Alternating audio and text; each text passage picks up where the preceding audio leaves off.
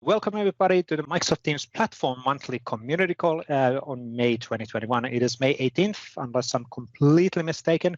My name is Vesa Juvonen. I'm a principal program manager in the Microsoft 365 platform side, doing stuff across the Microsoft 365 areas, and of course, including Microsoft Teams. Now, today we have a really nice set of demos coming up in the call. So we'll start with a few kind of recurrent slides, which we want to actually include in a lot of these calls, making sure that you are aware of all of the different assets which we have available to help you to be successful with our community and open source channels, and other news related on Microsoft platform development. And then we're going to have a optional picture time for those who are willing to enable the video. We'll do a together mode group photo and take a GIF animation out of that one, put it in social media like we've done in some of the other calls as well. And then the main topic of the day will be the 3 demos. We'll have Kartik starting around the introduction to Microsoft Teams Developer Portal. We'll move to Shida Didia, and I apologize for the pronunciation, for elevate user experiences with universal actions on Teams and Outlook. And then the last demo will be Rick van Russelt around getting started with Microsoft Teams meeting apps and creating those. And then in the end, if we have time, we will have Q&A. Let's see how the demos and how long the demos are taking today. That's really the assumption. Now, on the news side, I actually told this a few minutes before we started, since the Microsoft Build 2021 is coming next week, we don't have that much new platform news, because we are waiting for the build announcements to come. So starting from next week, there will be more and more additional information again available. Super cool announcements in the pipeline. Now, a quick recap on our general assets. So we do have 2 different YouTube channels. We do have the official Microsoft 365 Developer Videos YouTube channel, where we have official guidance from the cloud advocates and from marketing. And then we have the community YouTube video channel, where we have all of the recordings and community demos released from there. Slightly confusing that there's 2 of them. The community channel actually contains also non-developer topics. So that's kind of the reason why there's 2 of them.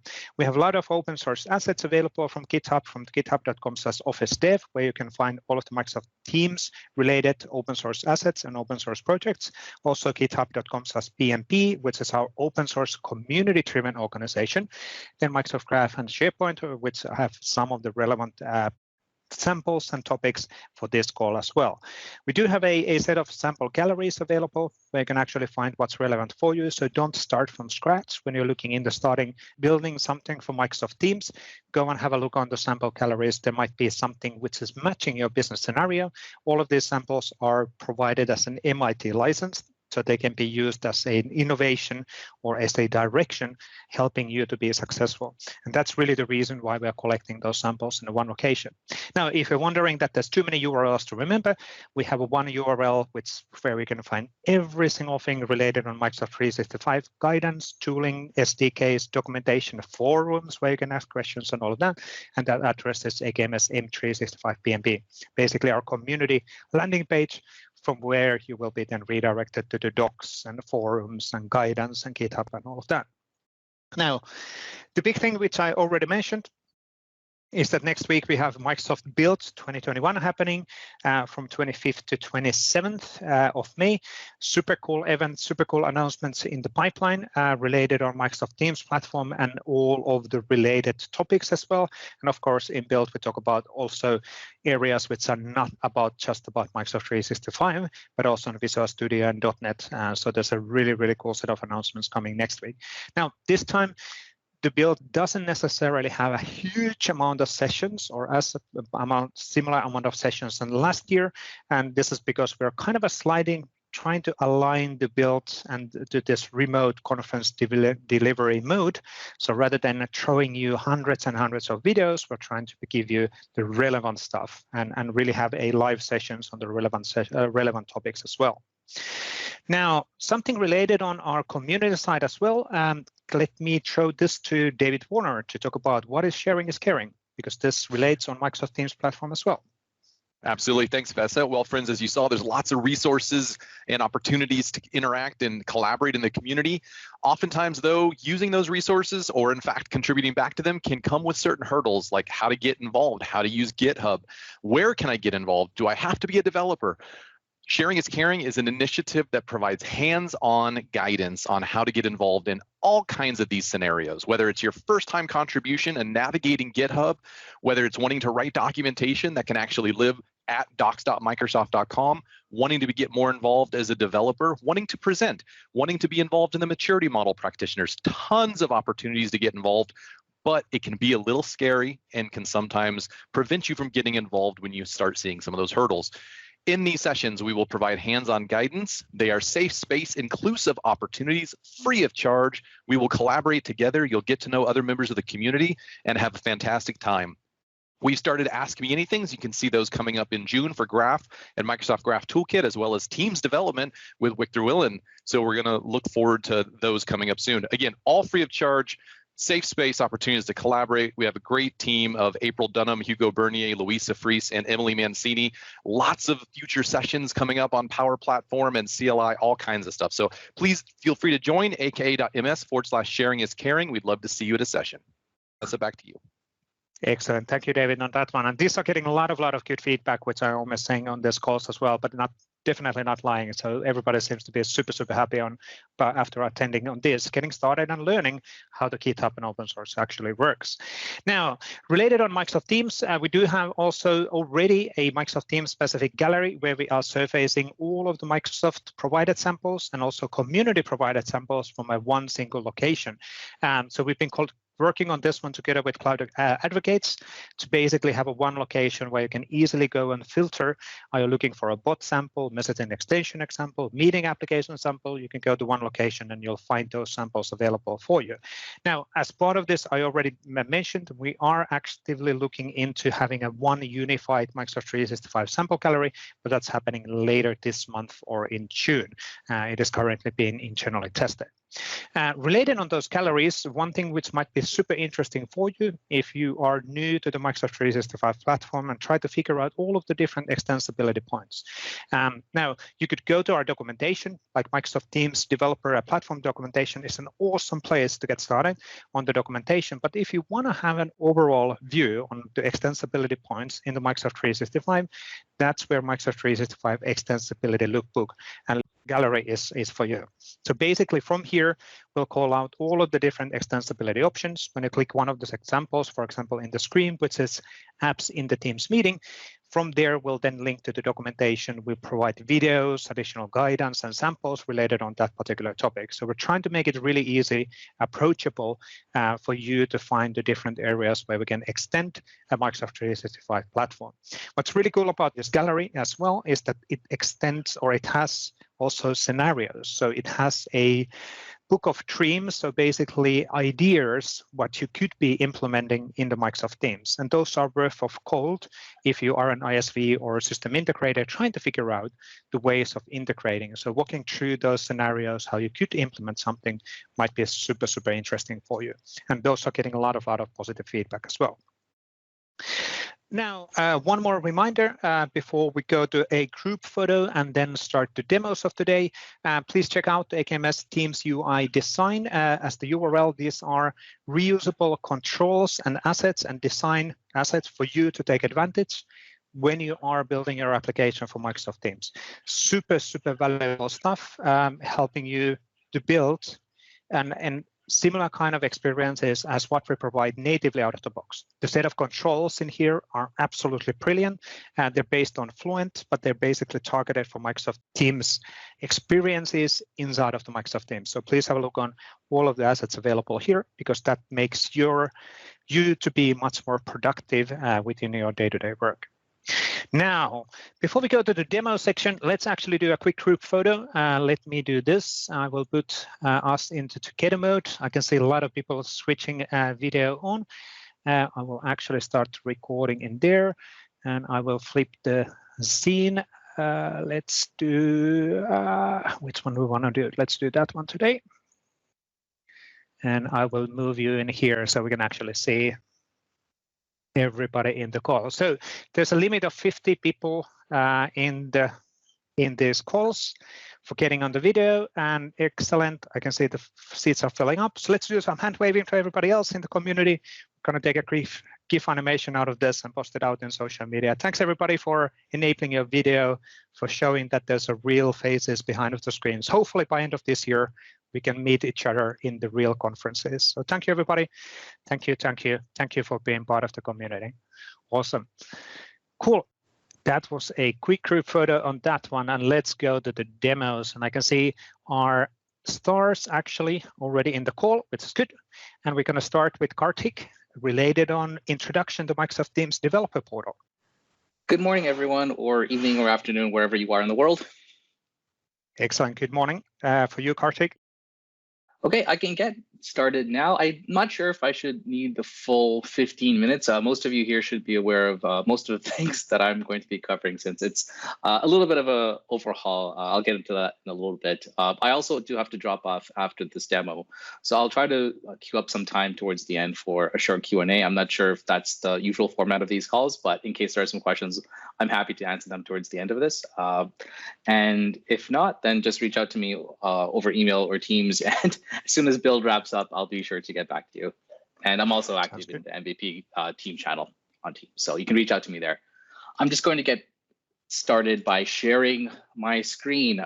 So hey, everyone, and welcome to my session. So this is the developer portal for Microsoft Teams. In a very, very quick nutshell, this is our new and improved App Studio experience. We've made it a website so that you can access it from the browser, and we will also be embedding it in Teams, just like App Studio. So it should be accessible in the way that you're using it today if you like using App Studio in the Teams client. But we felt like we were missing an opportunity to really capture some value with App Studio by really repurposing it as the app management console for developers. Even if you look at the URL here, it's dev.teams.microsoft.com. It's very similar to admin.teams.microsoft.com. Admins have a portal where they can go and take administrative actions on the apps in the organizations that they've published or are waiting to publish, see analysis, analytics on those apps, how they're performing. Developers, you also need the same set of tools. Primarily, App Studio was used as a manifest editing experience, and that's still there, but we believe that there's more that can be done, and we've set Dev Portal up as the foundation from which to build up this experience. So let me just get started with the bread and butter of the developer portal, and that is registering, configuring your Teams app. I already have one right now. This is my list of apps already in my demo tenant, and I already have one app that I've created. And adding a new app is as simple as adding one in App Studio. You're just going to add an app, you get a name. The one key difference between this experience and the one you get in App Studio now is that we're going to be actually providing you with the unique app ID for your Teams app, and that's going to be locked for this for the app registration that you provide. So you won't be able to go ahead and just provide your own GUID as the ID for an app any longer. So we're doing this because it's just enables us to provide some more goodness in the developer portal, which you'll see in a second, but also prevents collisions. We are running into errors by having people provide their own app IDs where in the back end, we were just observing that there were multiple apps with the same ID, and it was really difficult to consolidate that and figure out what's the true representation of that app. So this should simplify things. You are still going to be able to import an app from an app package. If we detect that that app ID has already registered to another app or belongs to another app, there will be a process to upgrade that. This will not affect anything you already have in production. So rest assured that this is just for pre-published apps. So this will not impact anything that you have in production out in the wild already. I'm going to click into this app now and just see what the new configuration experience looks like. We're not boiling the ocean here. It should be familiar to you if you are familiar with editing your manifest in App Studio. I'm going to go over the key areas that differ from App Studio, and the first one will be this owners page. And this will allow you to add contributors or administrators to an app. Let's say Vesa and I are working on an app together at Microsoft. I don't want to email him the zip package, have him import it into App Studio, and start making changes. Much simpler approach would just be to add him as an owner or contributor. This you'll be seeing bugs as we head towards build. This should read contributor, not operative, which sounds a little bit evil. But the idea is you can have an administrator who has full read-write privileges to an app. They can delete the app And then you have contributors who can just change the configuration of an app. Next up is environment configuration. So you build an app, you have it running on localhost, and then you push it to staging. The content's being hosted somewhere like dev.azurewebsites.com. And then finally, once it's ready to deploy out to production, it's being hosted in your production server. Obviously, your content URL endpoints are changing. And what we heard was people were just managing or had different manifest files that represented each stage of their development pipeline. And to simplify this, we've provided this environment configuration feature in the dev portal. So I'm already created some variables here, but let me just walk through what it means. So you can go ahead and create an environment. I've created two environments already, Karthik's local environment and Karthik's development environment. And once you create an environment, you can start creating variables for that environment. So here we have content URL for local, and it's pointing to localhost. And if I switch to my development environment, it's pointing to a random staging website. And obviously, the next step would be to create your production environment. And then we also have a notion of global variables. And let me go and show you how you would use these. Okay, so I'm going to go into capabilities. And here I've already created a personal app, which at one point was called Tabs. And the content URL right now, it's my local environment, and it's pointing to localhost 3000. But rather than hard code this, let me go ahead and edit it. Uh-oh. Back here. Okay, I'm not sure what happened. There's a bit of a bug that's preventing me from editing this right now. Let's do something else. I'm going to create a brand new one. All right, we're going to add a group one. And I'm just going to say content URL rather than a hard-coded URL value. And I'm going to say that this is for the channel scope, and I'm going to save it. And if you go to the manifest now, what you should see is rather than the environment variable name, you should see what that is pointing to. So configurable tab, perfect. So we actually did not enter localhost 3000 tab. We entered content URL, but it got injected into my local environment. Now, what we should do is go back here and do the exact same thing for the development environment so that, okay, perfect. Okay, so that's already taken care of. And I believe we've already defined a content URL for the development environment. Perfect. So let's go back. The development environment's content URL variable is set to dev.azure.com. So if we go back to the manifest and switch to dev, that's what we should see. Perfect. Excellent. So we've made it a little bit easier for you guys to hopefully collaborate together with developers within your organization. We're exploring whether we want to extend this so that you can collaborate on apps with developers in other tenants. That's just something we're exploring right now. But right now, access to these apps is restricted to other members of your organization. You can't invite anyone outside of your organization. So that's something actually I'd be interested in hearing about from this community. Are you interested in adding owners, contributors, some other resource access group as a participant in an app in your tenant? For example, are you a service integrator working with clients and you'd like to invite some of your clients' developers to share a particular app? So that's something we're interested in hearing about. So let me step back here for a second and just take a look at this apps view right now. So like I said, this is restricted to apps in your organization. And as a user, you only have access to the apps that you've registered yourself with the service or that someone has shared with you. One thing to note is that we will be exposing everything that you see in this view, the all apps view, and the per app view, and the configuration capabilities that go into it in Microsoft Graph. Meaning, there's going to be a Microsoft Graph API that says, get me app ID, this app ID, and then update basic information, short name to my app2 or whatever. So if you don't want to come to the developer portal, if you don't want to use this UI to configure your app registration or even create your app registrations, you can do so from the command line and just plug all of this into your CI/CD pipeline.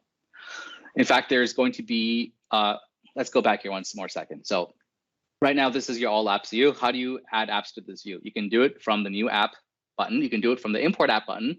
You can do it from Microsoft Graph.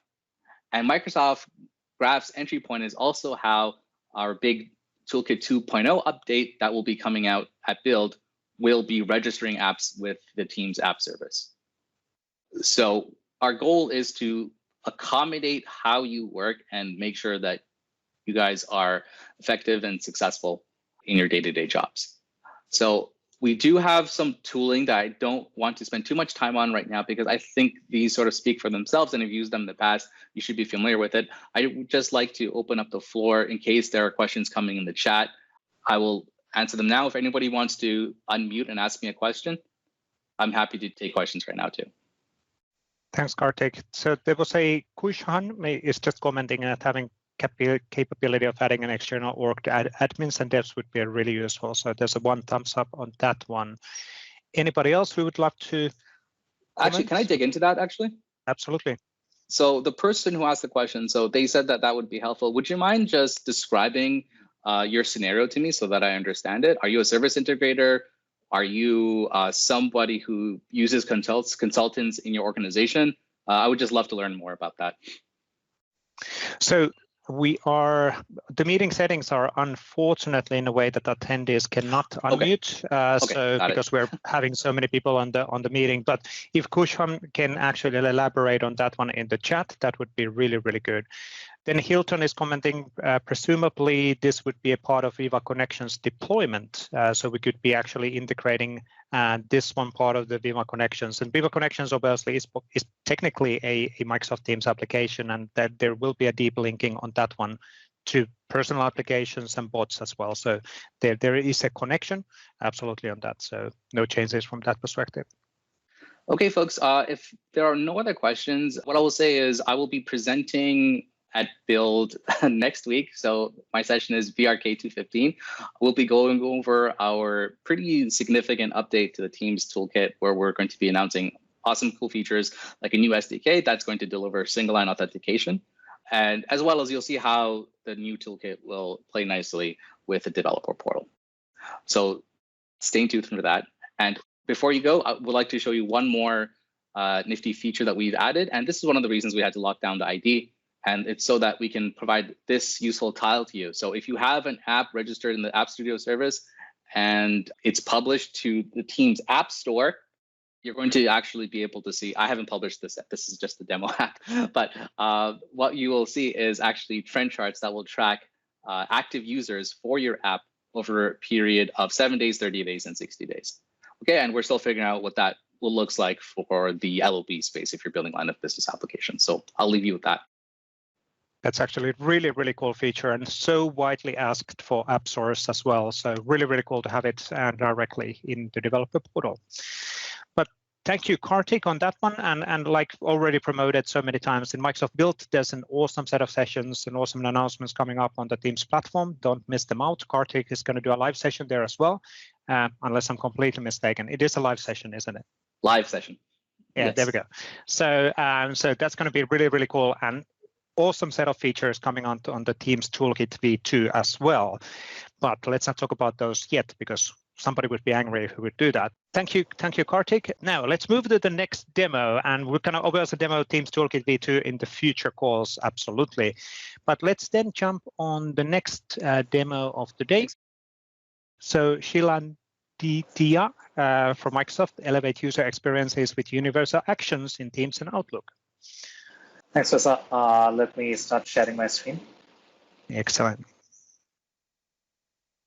Right, so let me just, we're starting off with the deck to give a quick introduction on adaptive cards and universal actions that's coming into Teams and Outlook and how you can elevate your user experiences using adaptive cards there. So quickly starting with the deck, there's a small demo at the end, and then I'd like to take everyone over the documentation.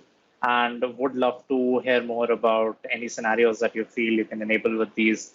And feel free to type into the chat. I also have Sneha with me from our engineering team, and he would be helping answer any questions you might have within the chat while I go through this.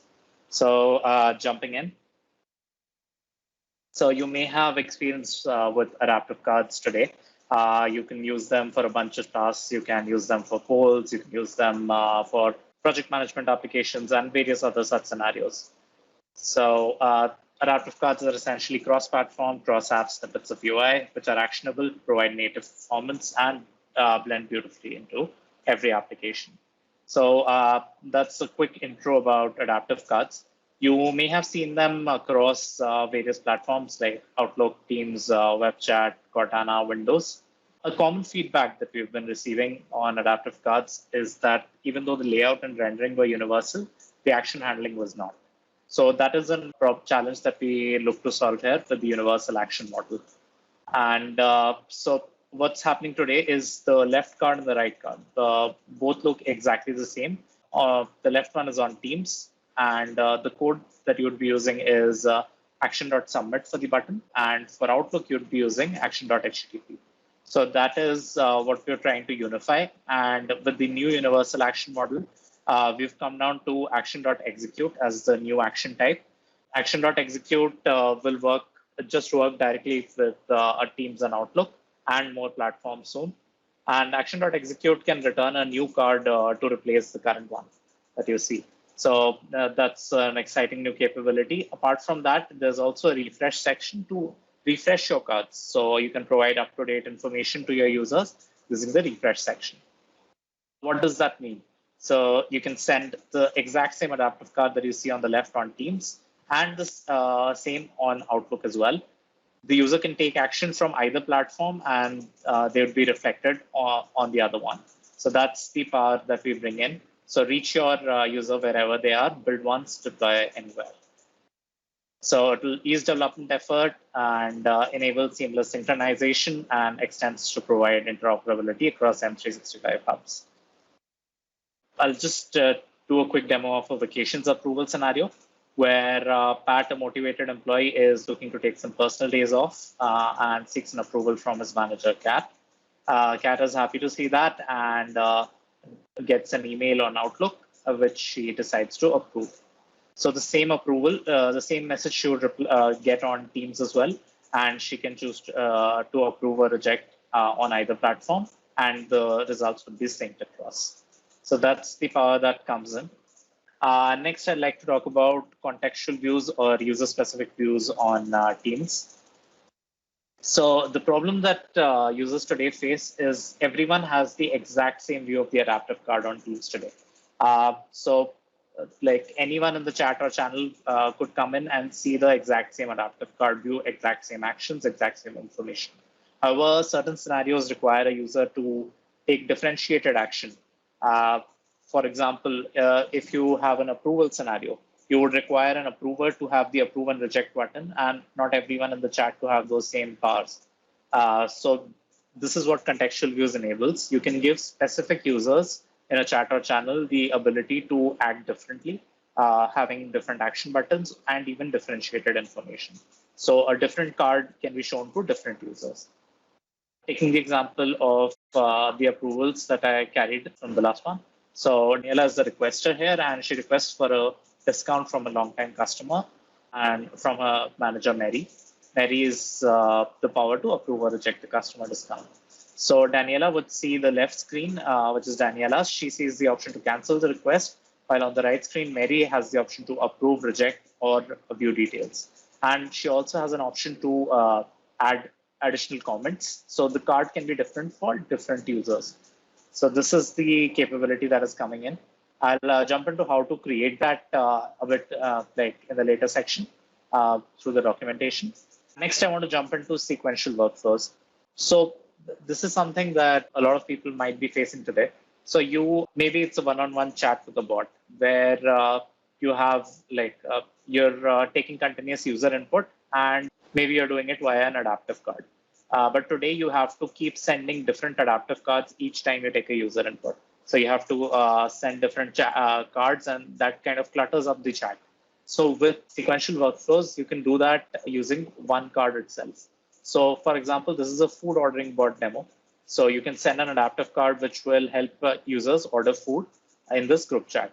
So I'm playing this. So what would you like for lunch? I say chicken, I say tea, and I confirm my order, all without sending 4 to 5 different cards. I see the recent orders as well. And I went through my entire list and entire scenario of cards without having to send 5 different cards. Neither did I have to neither did I modify the card for other users.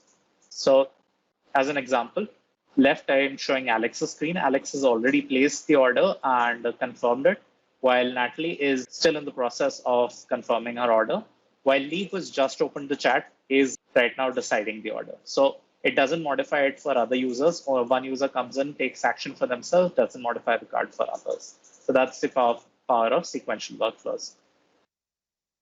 So quick demo for the scenario. So this is an incident management app. So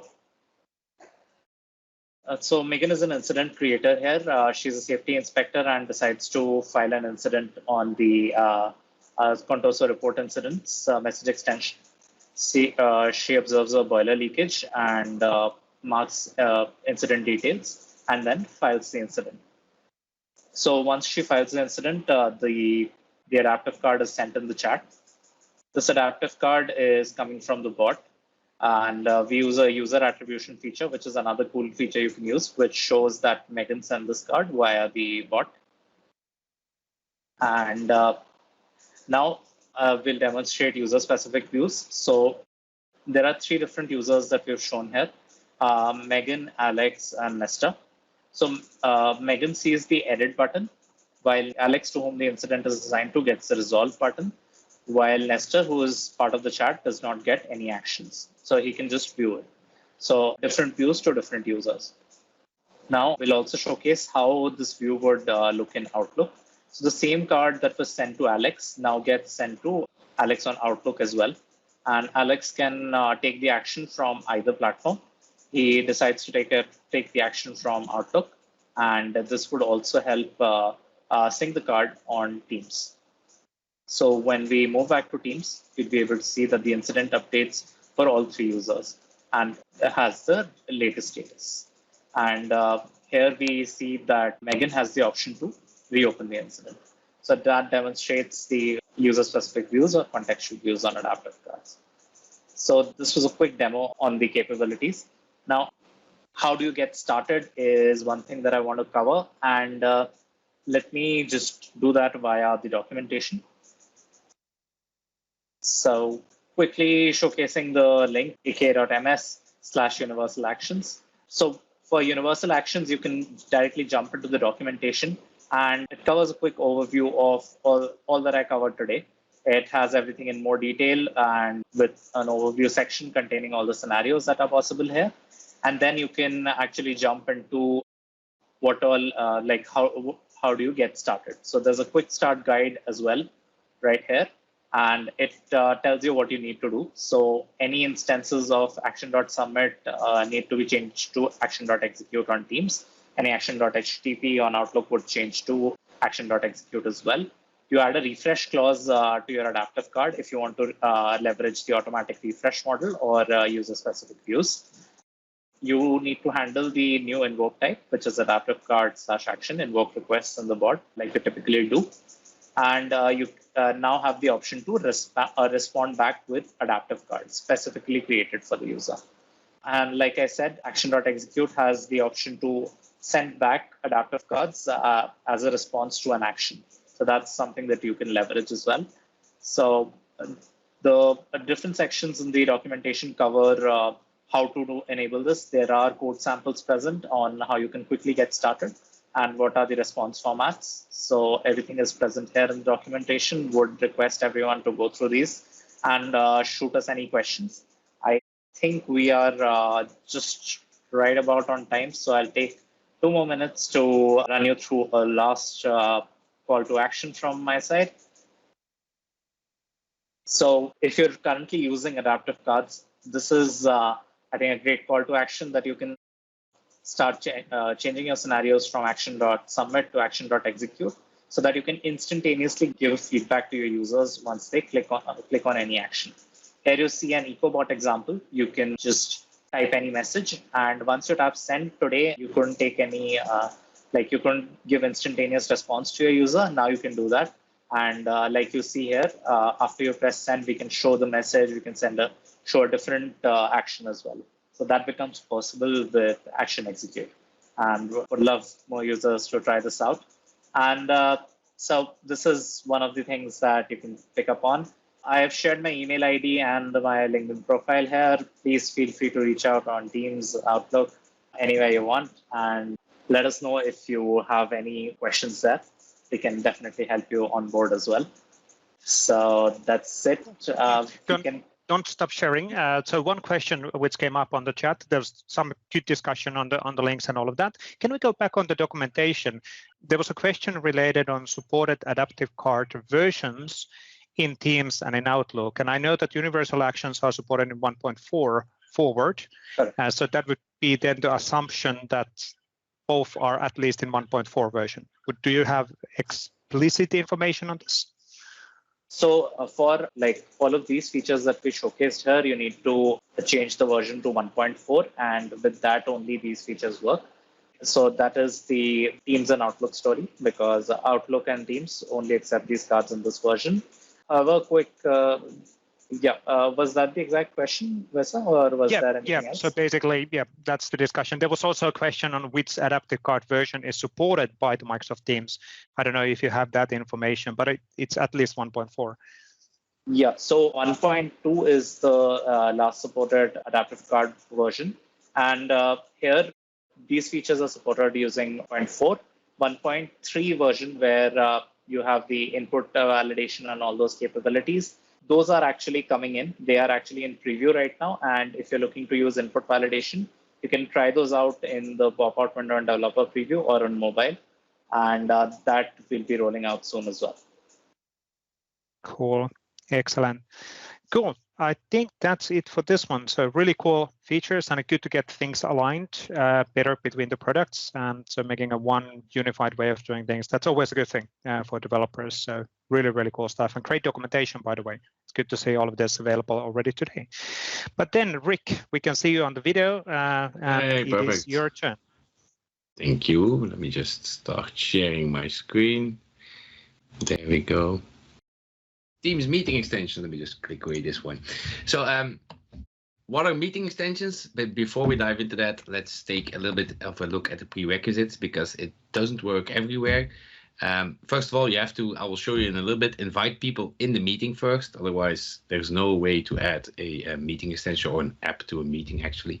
It cannot be a channel meeting, and the mobile client doesn't support everything yet. It's on its way, but it doesn't support everything yet. Now, since this is the community call, I wanted to give a little tip how I usually do it, or how it's easy to do stuff. I usually just take a look at, what did Microsoft do? So what's one of the first party apps? That way we can really see, okay, what can we build and how does it work? And can we replicate that for our example? For instance, this one, Forms, works perfectly as a meeting extension. I just took that one to see, okay, what's possible, because you can go through a lot of documentation, and then in my view, it's easier if you just look at it and see what it does. So you can have, click here, we can have a quick walkthrough. So you can have a pre-meeting, an in-meeting, and a post-meeting. So as a tab, or in the meeting as an extension. This is documentation. I don't know about you guys, but this for me, this doesn't do anything, because I need to visualize stuff. So what I usually just do is just open up a meeting. So let's go to my calendar, and as you like I said, let's just open up this hour. So this is my community call, and as you can see, there's no possible way I can add a meeting extension or an app to this meeting. So if I save this, remember this one, also not that perfect, still no possibility to add somebody. So I will add my favorite person in the world, which is Adele Vance. And then the moment I send this meeting, I have the possibility to edit again. So it's a little bit cumbersome, but still, I don't know about you guys, but I sometimes have to create a meeting 6 times before it's perfect. So this one more time won't make a difference. And now I have this perfect opportunity to add more apps. As you can see here, the meeting notes and the whiteboard already was popping up. So here I can either add my own app, or I can add an existing one from Microsoft, which is the Forms one. Looks way better than my own app. I'll open it up a little bit. As you can see here, we can just add the Forms app, and we can start adding questions. So if it runs, there we go, loading. This is, for instance, a really cool thing that you can see. A meeting extension app is just a configurable tab, meaning you need some kind of configuration page. Well, in this case, Forms didn't need a configuration page, so they solved it like this: just a little bit of a help with a learn more and a small Giphy that makes that shows you what it does. So already I learned something. I can see, oh, I don't need a configuration page. Okay, then just add something like this to your app, to your custom meeting extension app. So I save this, and here I can just ask questions. So create a new poll, and this will show up in my meeting, of course. So what do you think about the community call? See if I can type really fast. So cool or awesome, something like that. Yeah, not much of a choice, but there we go. And then, as we already saw, like I said in the slides, this is your pre-meeting opportunity to have to change something in the pre-meeting, so before the meeting started. So I can also do this with my own app. I created a simple community, company app, which just shows me some news from one of our locations. So it's nothing fancy, nothing special.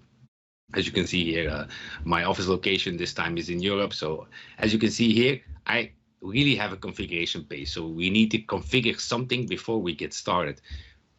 The moment I click submit, I tell Teams, as you can see here, I get my news location, get all the news, and I tell Teams, hey, activate the save button. Same as a configurable tab. So it's nothing new in the meeting extension, just a few gotchas and things you need to know. So here's my own personal app that I built. Let's save this and let's join our meeting. So now I'm going to be in 2 meetings. So let's see if Teams likes that. Let me just make sure that we don't have an echoing sound. You see my microphone is already not working. Now, in the Teams meeting, of course, we get, because this is the browser, we get a little less functionality. Normally, you get like this cool bar here as well. But still, we have our meeting extension. So our extension is here. So this is our form, which is popping up. So we can add more questions, or we can have this one I built. So you can also have a messaging extensions like this. So I don't know, let's search for Teams. You can add stuff to the meeting. Cool thing about this is you can give information that people need in the meeting directly to the meeting. So if you connect this to whatever backend system you have, it's perfect, because people are searching for stuff during the meeting. They open up browsers, they leave the meeting because they're doing something else in another system. This way you can easily add this to a meeting. And I need to upgrade my app, of course. We can also just use it as a bot, of course, just like this. So if you say my company app, I can just add it now because it's a bot. Oh, it just added as a user. I can even say, okay, just ping everybody, and it will ping everybody in the meeting. As you can see here, let's do a Teams channel data. So this is especially added for meetings. So as you can see here, alert in meeting, which will alert then everybody inside of the meeting. This code will also be publicly shared, of course, makes it a little bit easier. And then everybody will get the Teams community send you a message. Now, because I'm already sharing my screen, you won't see this, but normally you get like this pop-up as well, that you especially are notified and you know what's going on. So we can even add, what else can we do? We have our form, of course, but we can add, let's order some lunch. So we also have a pop-up, like I already discussed here. So we have the in-meeting experience, which is a tab, so a side panel, a pop-up, an extension, and a bot. So I already showed the bot and extension. So we can even add a pop-up. Be careful of this, of course, with this, of course, because yeah, if you're in a meeting and you're going to start doing pop-ups, yeah, you don't want to interfere in people's meeting, not too hard. If it's really something that's triggered for the meeting, I don't know, a vote for what you thought of this sprint or something like that, then it's okay, you can do it, but yeah, don't start popping up every 2 seconds a new screen, because people will get very distracted during the meeting. So this is my lunch. So what do I want for lunch? I don't know, my name's Rick, of course. We can also get that from the bot, but this was easier. And let's have a date. There we go. We can just have pop-ups, and you can have an entire flow added in here. So this is really cool. And then, of course, after the meeting, so if I close this meeting up, we, of course, if I go back to my calendar, we can go back here, and we have our polls and our news, of course, or it's already back in the meeting where it was before. So let's do this. Now, like I said, it doesn't work with a channel meeting. So the moment you, let me add a channel, something general. Yeah, I have a lot of general channels. So channel meeting, and then let's advance. then this is not going to work. So remember that it's not for channel meetings. So once you start building with Teams meeting extensions, you should remember it's not for channel meeting. And once it wants to load, let me go back to my calendar. Yeah, there we go. See, still no opportunity to add something to this meeting. So remember that one. That's very important. And then let's continue. So there we go. How do we build this ourselves? Well, if you have ever built something on Teams, you know how to do this. It's nothing really new. It's meeting extensions built on top of known technology. So it's tabs, bots, messaging extensions. So as you can see here, this is my messaging extension. We have our tabs, we have our bots. So it's all known technology that we already seen. The only thing that changes actually is the manifest. So we have a lot of new stuff in the manifest. We have channel tabs, private chat tabs, meeting chat tabs. So this will configure your app to be shown, of course, in which location. So if we go to, there's also a really cool new thing here. So if we go to our manifest, now this manifest is version dev preview still. So that's because I didn't update it yet. It's normally GA, but as you can see here, we have our context. So we already had a personal tab and a channel tab, but we now have also meeting details and meeting side panels and meeting stages. And we also have meeting services, which is coming along. So we can also have a side panel or a stage. And something is also new here, which I also noticed was Teams meeting devices, which is one of the cool new devices that I'm begging my boss to buy for me. But yeah, that's a totally different story. Let's not go into that one. So that was a really super fast overview of the meeting extensions. I'm going to share this code publicly. I'll put it on my GitHub or somewhere. So I want to thank you guys. And this is my GitHub. So just search for Rick van Roeselt. I'll put it there. And that was my name. And I hope we'll see you next time on the community call. Cool. That was really cool. That was really, really good. Don't stop sharing it. No. Okay, so few pointers, and of course, thanks for calling out also the limitations which exist right now. Some of the things will be addressed, of course, and there will be new capabilities announced potentially even next week on some of that stuff. So, but it's really good to have a coverage where we show off also what's currently supported and what works and what doesn't work, because that helps then the developers to understand what's possible. So really, really cool. Now, if you go back in the polls or news in here, just a recap and re-evaluate or re-elaborate what you showed. This is basically just a Teams tab, which has been then configured to be a meeting application, right? Yeah, with those meeting, attributes. Yeah, an additional Teams. Yep. Cool. And then the launch button here, what does that do actually? So can you explain how that works?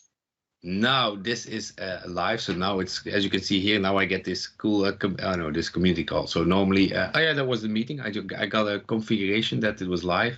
So now I can just say, okay, this was a cool community call or an awesome community. Let's say awesome, let's submit it and we can view the results. And I can also do this from my meeting, of course. So if I join the meeting, let's join this meeting.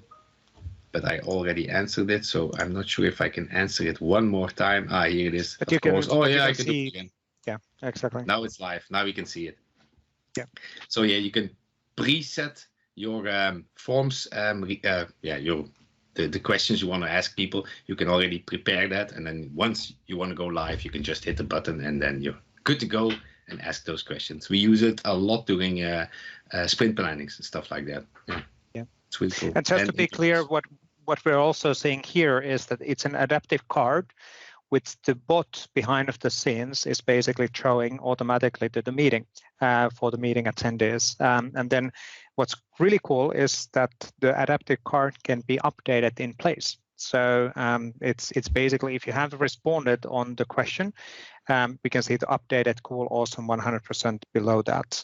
Is that? Oh no, well, you can do that. I don't know if the Microsoft Forms is actually doing that, but I know that it's possible to update the existing instance of the adaptive card. Now, yep. Lee's Arsenal is asking, can you get results posted in the meeting tab also?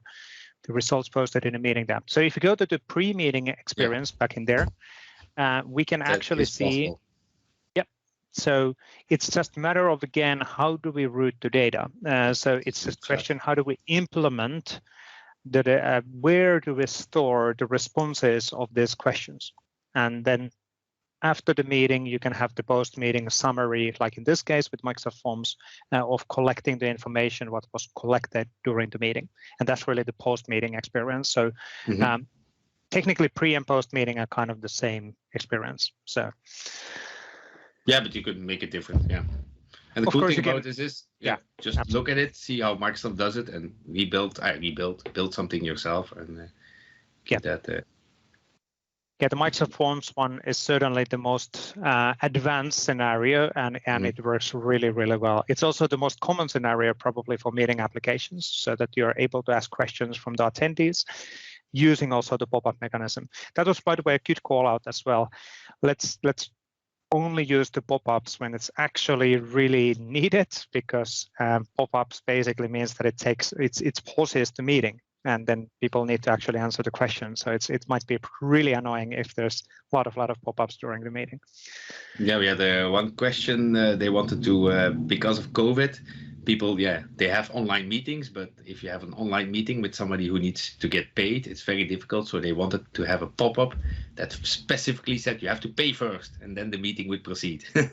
So that's actually a cool scenario. Yes, absolutely. And related, by the way, also on the scenarios, please have a look on the M365 Extensibility Lookbook scenarios section. There's actually really cool business to consumer scenarios explained, how banks and financial institutes, as an example, could be using the meeting applications to collect information and have a discussion with the attendees. So really, really cool ideas comes out of those pictures. Now, as we have 4 minutes time left, let me actually share back my screen. So let's jump on my screen and share the slides. So thank you, Kartik, who had already go. Thank you, Sheila Dia, related on the adaptive cards, really cool stuff as well. And thank you, Rick, on a good summary as well. That was actually a really good way of demonstrating the power of the meeting apps using the Microsoft Forms application. So a good way of approaching that, for sure. And we'll definitely do more advanced scenarios in the future in this course as well. Good.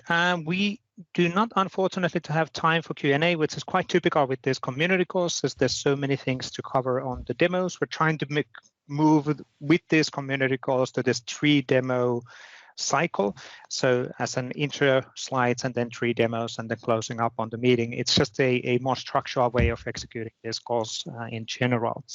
But the recording will be available within 24 hours in the Microsoft 365 community YouTube channel. So you can find the recording from there. We'll also split those individual demos as individual videos, and those will be released a week or 2 after the recording. And we'll also release a summary related on the call coverage with all of the links and everything else after the call. So typically within 24 hours. Follow us on Twitter, and the next Microsoft 365 General Community Development Call, where we also cover Microsoft Teams topics, is in May 27th, and the next Microsoft Teams monthly call is in June 15. It is already June. It's pretty wild. We do have a lot of community calls in the Microsoft 365 developer community side of the house. You can choose which of them are relevant for you. All of them are recorded, and we'll always release a summary blog post and a recording afterwards. And all of the things, all of the demos will be released as an individual videos as well. Choose which one you want to actually access. And if you're wondering, there's so many links. Once again, AKMS M365 PMP. The one location where you're going to find links to all of the SDKs, documentation, forums, community calls, assets, and all of that. So really, really easy thing to remember. But thank you, everybody, for today. And we'll be back with the Microsoft Teams community call within a month. Thanks, everybody. Have a great week.